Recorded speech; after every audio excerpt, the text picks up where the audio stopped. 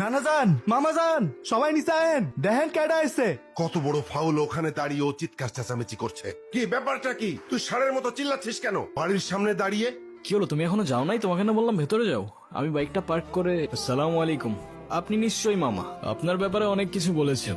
আর আপনি মামি। বাহ, বেশ মিষ্টি দেখতে তো আপনি। আর যদি ভুল না করি আপনি ছোট খালা আর খালু। তবে আপনাদের সবার মধ্যে আমার ফেভারিট কিন্তু আপনি। আপনাকে কিন্তু আমি নানু বলে ডাকবো না। ছেলেটা কে রে? মামা ও আতিফ, আমরা একে অপরকে ভালোবেসে বিয়ে করেছি। এই ছেলে, তোমার পরিচয় বলো। আমি আতিফ, আতিফ খান। খান? নামের সাথে খান মেশালেই কি খানদান হয়ে যায় নাকি? কি কাজ করো তুমি? করি তো অনেক কিছুই, এখন কোনটা রেখে কোনটা বলবো? অনেক কিছু করো।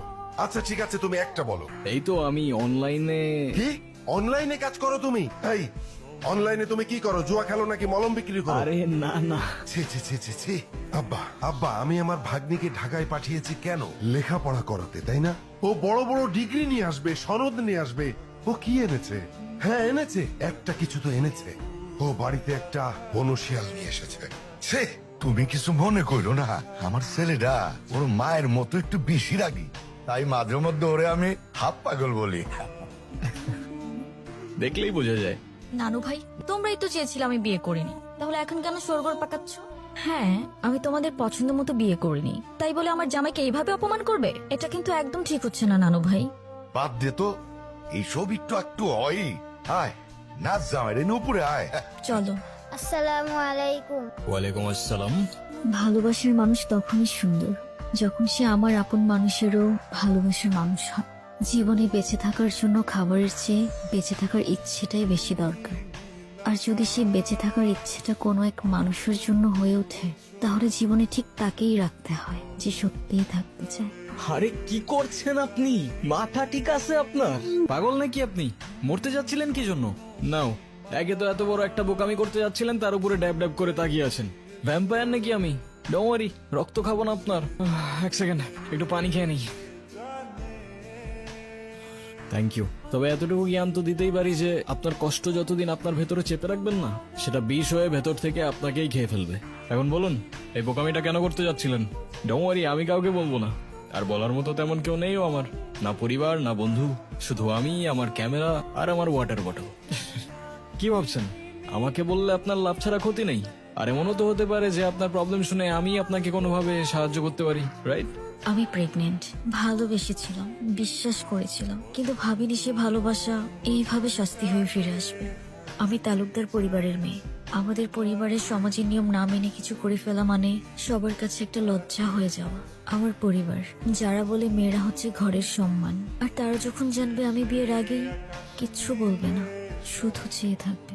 আর ওদের ওই দৃষ্টিতে আমার বুকটা চিড়ে যাবে। ওরা বলবে না তুই মরে যা, কিন্তু আমি বুঝে যাব আমার মরে যাওয়াই উচিত। ভেবেছিলাম এখান থেকে ঝাঁপ দিলে হয়তো সব ঝামেলা এখানেই থেমে যাবে। না প্রশ্ন, না অপমান, না দোষ, কোনো কিছুরই সম্মুখীন হতে হবে না। ভিতরের চিৎকারটা এখানেই থেমে যাবে। এখান থেকে ঝাঁপ দিলে আপনার চিৎকার থেমে যাবে সে ব্যাপারে তো কোনো সন্দেহ নাই, কিন্তু যার জন্য আপনি এখানে আসলেন সে তো দিব্যি ঘুরে বেড়াবে, রাইট? কোথায় সেই হারামজাদারা? কোথায় আপনার বয়ফ্রেন্ড? কোথায় সে? তাহলে তুমি যাচ্ছ?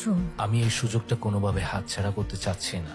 চাই না প্রজেক্ট, এটা আমার ফিউচারের জন্য খুবই দরকার। আর আমাকে দরকার নেই তোমার?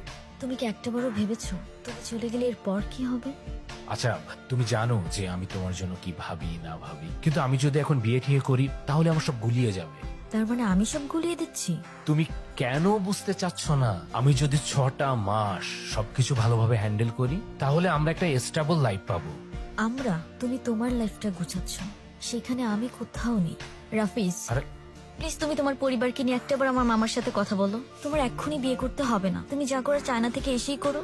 আমার মামা, নানু ভাই সবাই রীতিমতো পাগল হয়ে যাচ্ছে বিয়ের জন্য। আমাকে শুধু 7 দিন সময় দিয়েছে, আমি আর পারছি না রাফিজ। তুমি কেন বুঝতেছো না? সারাক্ষণ শুধু কান্নাকাটি করবা আর নিজেরটাই ভাববা।